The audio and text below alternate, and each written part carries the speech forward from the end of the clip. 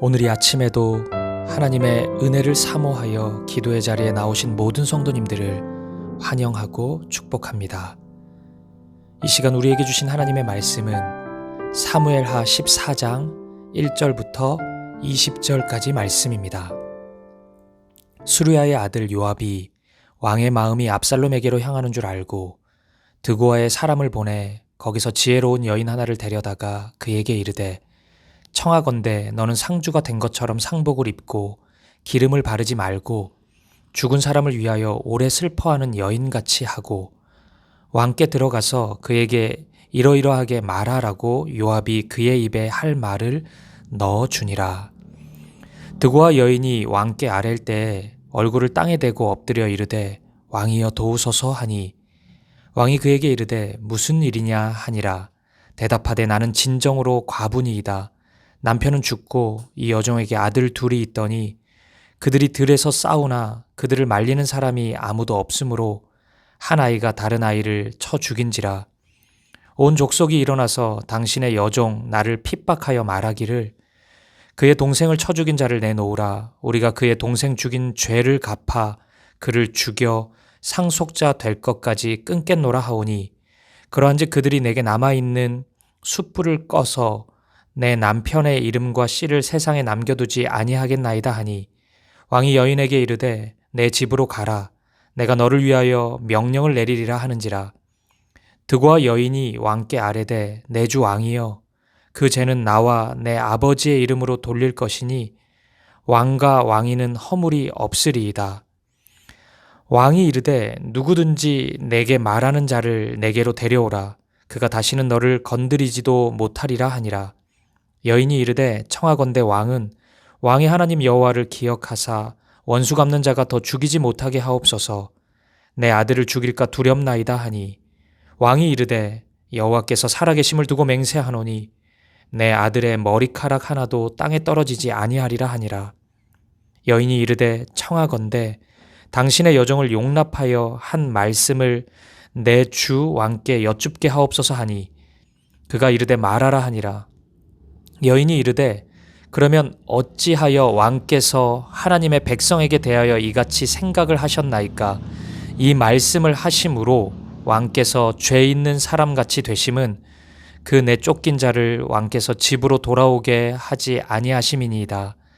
우리는 필경 죽으리니 땅에 쏟아진 물을 다시 담지 못함 같을 것이오나 하나님은 생명을 빼앗지 아니하시고 방책을 베푸사 내 쫓긴 자가 하나님께 버린 자가 되지 아니하게 하시나이다.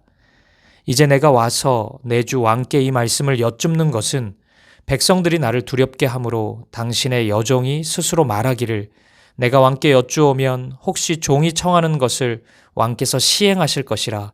왕께서 들으시고 나와 내 아들을 함께 하나님의 기업에서 끊을 자의 손으로부터 주의 종을 구원하시리라 함이니이다. 당신의 여종이 또 스스로 말하기를 내 주 왕의 말씀이 나의 위로가 되기를 원한다 하셨사오니 이는 내 주 왕께서 하나님의 사자같이 선과 악을 분간하심이니이다. 원하건대 왕의 하나님 여호와께서 왕과 같이 계시옵소서. 왕이 그 여인에게 대답하여 이르되 바라노니 내가 내게 묻는 것을 내게 숨기지 말라. 여인이 이르되 내 주 왕은 말씀하옵소서. 왕이 이르되 이 모든 일에 요압이 너와 함께 하였느냐 하니 여인이 대답하여 이르되 내 주 왕의 살아계심을 두고 맹세하옵나니 내 주 왕의 말씀을 좌로나 우로나 옮길 자가 없으리이다. 왕의 종 요압이 내게 명령하였고 그가 이 모든 말을 왕의 여종의 입에 넣어 주었사오니 이는 왕의 종 요압이 이 일의 형편을 바꾸려 하여 이렇게 함이니이다. 내 주 왕의 지혜는 하나님의 사자의 지혜와 같아서 땅에 있는 일을 다 아시나이다 하니라. 아멘. 오늘 본문은 자녀 교육의 측면에서 나타나는 다윗의 인간적 연약함을 강하게 드러내는 것으로 시작합니다.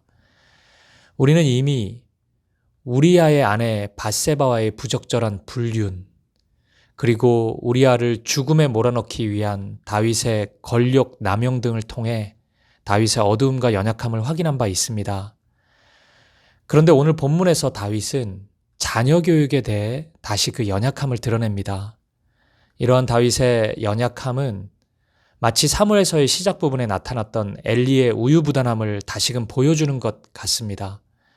엘리는 그의 아들 홈리와 비느하스가 제사장으로서는 도저히 행할 수 없는 심각한 범죄를 저질렀음에도 아들들을 징계할 생각을 하지 않았습니다. 그 결과 하나님께로부터 이런 책망을 듣습니다. 사무엘상 2장 29절입니다. 너희는 어찌하여 내가 내 처소에서 명령한 내 재물과 예물을 밟으며 내 아들들을 나보다 더 중히 여겨 내 백성 이스라엘이 드리는 가장 좋은 것으로 너희들을 살찌게 하느냐. 내 아들들을 나보다 더 중히 여겨. 엘리의 마음속에 있던 아들에 대한 사랑이 과한 정도를 넘어 하나님의 자리를 대체하는 어두움으로 확장되었던 것입니다. 그런데 오늘 다윗도 이런 엘리와 마찬가지의 모습을 보이고 있습니다. 암논이 요나단의 말을 듣고 자기의 여동생을 강간하는 말도 안 되는 일이 벌어졌을 때 다윗은 화만 내었지 아무런 징계를 하지 않았습니다. 그리고 압살롬이 자기의 형 암몬을 살인하는 일이 벌어졌어도 슬퍼하고 통곡만 했을 뿐 다윗은 징계할 생각을 하지 않았습니다. 물론 자녀를 향한 뜨거운 사랑을 지적할 사람은 아무도 없을 것입니다. 하지만 그 사랑에 대한 뜨거운 열정만 있고 지혜와 명철이 빠져버리면 그 사랑은 잘못된 사랑, 왜곡된 사랑이 되고 맙니다.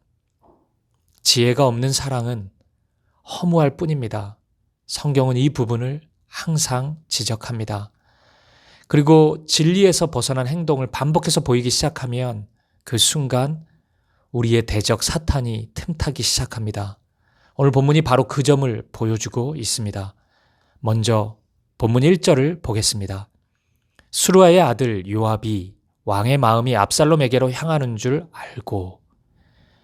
아들 압살롬을 향한 다윗의 징계 없는 용서, 왜곡된 사랑이 숨김없이 드러나자 요압이 이상한 생각을 하게 됩니다. 압살롬을 다윗 옆으로 돌아오게 하려고 계획한 것입니다. 아마도 요압은 다윗을 향한 충심으로 이런 생각을 했을 것입니다. 그런데 그 과정이 매우 이상합니다. 요압이 다윗을 위한답시고 세운 계획이라는 것이 전혀 하나님의 일하심과는 어울리지 않는 것이었습니다. 요압의 계획은 드고아에 살고 있던 한 여인을 통해 다윗에게 거짓말을 하게 하는 것이었습니다. 다윗을 향한 여인의 고백은 이랬습니다. 아들 둘이 있었는데 우발적인 사고로 형이 동생을 죽였습니다. 큰 아들은 자신이 여전히 아끼는 아들인데 그 한 명 남은 아들을 사람들이 살인의 책임을 물어 해하려 한다는 것이었습니다. 이 황망하고 억울한 자신의 마음을 살펴서 큰 아들을 보호해달라는 간청이었습니다. 이 이야기를 들은 다윗은 여인의 아픈 마음에 동정심을 가지게 됩니다. 그리고 다윗은 지체 없이 그 아들을 살리고 보호하겠다는 약속을 선언합니다. 그런데 여기서 질문이 생깁니다. 요압은 왜 뜬금없이 이런 있지도 않는 이야기를 다윗에게 하게 했을까요? 여기서 반전이 있습니다. 요압은 이 여인의 이야기를 통해 압살롬으로 인해 괴로워하고 있는 다윗 자신을 보게 하려고 했던 것입니다. 그런데 여러분, 이런 이야기의 방식 어디서 많이 본 것 같지 않습니까? 네, 맞습니다. 나단 선지자가 사용했던 방법이었습니다. 나단 선지자는 이스라엘 백성의 악한 이야기를 전함으로 다윗의 숨어있던 정의를 분출시켰습니다. 하지만 나단은 이내 선포했죠. 사무엘하 12장 7절입니다. 당신이 바로 그 사람이라. 오늘 드고아 여인이 하는 이야기의 방식도 이와 비슷합니다. 여인의 이야기를 통해 다윗 자신의 모습을 보게 하는 방법이었습니다. 그런데 큰 차이가 하나 있습니다. 드고아 여인을 통해 요압이 사용한 방법은 단순한 예화를 넘어 여인의 말과 행동에 거짓을 가득 담아버리는 것이었습니다. 요압은 먼저 드고아의 여인으로 하여금 상주가 된 것처럼 상복을 입게 했고 죽은 사람을 위하여 오랜 기간 슬퍼한 사람처럼 위장한 채로 다윗 앞에 나아가도록 했습니다. 이 모든 것은 너무도 과한 거짓과 속임이었습니다. 그리고 의도 또한 순수하지 못했습니다. 지금까지의 사무엘서를 통해 우리는 요압의 실체를 보았습니다. 요압은 항상 자기의 자리, 자기의 위치를 굳게 하기 위해 온갖 수단과 방법을 가리지 않은 사람이었습니다. 아브넬을 죽인 일을 비롯해서 다윗에게 잘 보이기 위해 우리아를 죽도록 한 일도 있었습니다. 이번 일도 이런 연장선에서 이해해야 합니다. 아마도 요압은 압살롬이 이스라엘의 유력한 차기 대권 주자가 될 가능성이 컸기 때문에 이 일을 꾸몄을 것입니다. 이렇게 본다면 의도, 과정 등 요압에게서 나오는 모든 것이 하나님의 지혜로부터 나온 것이 아닌 인간적인 욕심으로 진행된 거짓이었던 것입니다. 사랑하는 여러분, 겉으로 보기에 아무리 그럴듯한 명분이 있다 하더라도 심지어 하나님의 이름을 들먹이고 하나님을 위한 사역을 한다고 하면서도 얼마든지 거짓이 나타날 수 있음을 우리는 기억해야 합니다. 빌립보서 1장 17절을 보면 이런 말씀이 나옵니다. 그들은 나의 매임에 괴로움을 더하게 할 줄로 생각하여 순수하지 못하게 다툼으로 그리스도를 전파하느니라. 바울 당시에 바울을 무척이나 싫어한 바울의 대적자들이 있었습니다.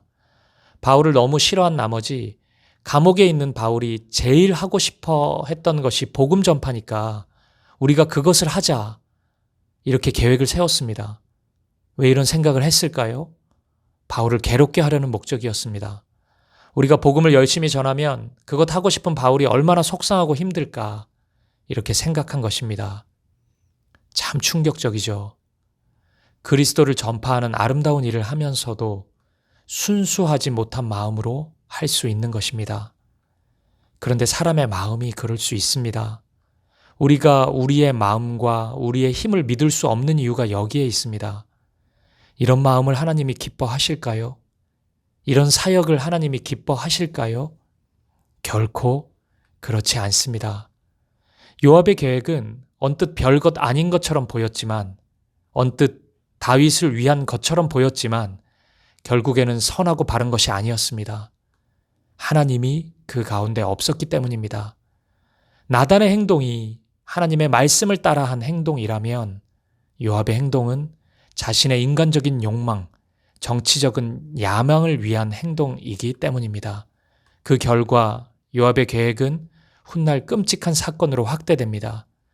이제 앞으로 펼쳐지는 사무엘 하의 이야기는 그 내용을 소개하게 될 것입니다.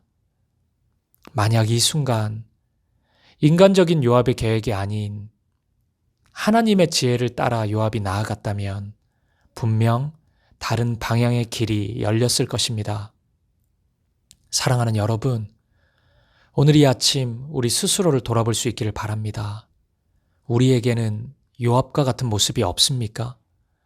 겉으로는 하나님의 일을 하고 있는 것 같은데, 겉으로는 나단의 사역과 비슷해 보이고 나단 선지자를 흉내내고 있는 것 같은데, 마음의 중심에는 지극히 인간적인 요소들만 가득하지는 않습니까? 우리가 살펴보고 있는 사무엘서는 다윗을 통해 세워지는 아름다운 하나님 나라 이야기를 그려주고 있는 성경입니다. 하지만 그 과정 속에는 아름다운 하나님의 일만 나타나지는 않습니다. 다윗의 왜곡된 자식 사랑이 나타나기도 하고 요압의 순수하지 못한 거짓된 마음과 계획이 나타나기도 합니다. 우리가 오늘 말씀을 보며 다윗도 그랬는데 나도 그럴 수 있지 뭐, 이렇게 생각해서는 안 될 것입니다. 그것은 오늘 본문을 주신 하나님의 마음을 놓치는 것입니다. 다윗의 모습을 보며 우리는 넘어지지 않아야 합니다. 저와 여러분은 진짜 지혜로운 사랑을 하고 있습니까? 자녀가 있는 분들은 열정만 넘쳐서 징계와 책망도 없는 이상한 사랑, 왜곡된 사랑을 하고 있지는 않습니까? 용납하고 용서하는 사랑뿐 아니라 잘못된 길로 가는 자녀를 바로잡아 주는 것, 그것 또한 부모에게 자녀를 맡겨주신 사명임을 우리는 잊지 말아야 할 것입니다. 그리고 여러분, 하나님의 일에 인간적인 욕심을 섞어서는 안 됩니다. 하나님 앞에서의 마음, 영혼을 향한 마음, 사역을 향한 마음, 나의 마음의 생각과 묵상이 오직 하나님께만 향해 있는지를 확인하는 오늘 이 아침 저와 여러분의 삶이 되기를 주님의 이름으로 간절히 축복드립니다. 기도하시겠습니다. 이 모든 일의 시작은 자녀를 향한 다윗의 왜곡된 사랑이었습니다. 이 시간 왜곡된 사랑이 아닌 참 사랑을 이루게 해달라고 우리 함께 간구합시다. 자녀가 있는 분들은 자녀를 향한 마음, 그렇지 않은 분들은 사랑하는 이들을 향한 마음을 돌아보며 하나님의 지혜와 사랑으로 충만케 하여 주시옵소서. 우리 함께 기도하겠습니다. 두 번째, 하나님은 외모가 아닌 중심을 보십니다. 요압의 계획은 나단의 계획과 매우 유사했지만 그 안에 하나님의 마음, 하나님의 말씀이 빠져 있었습니다.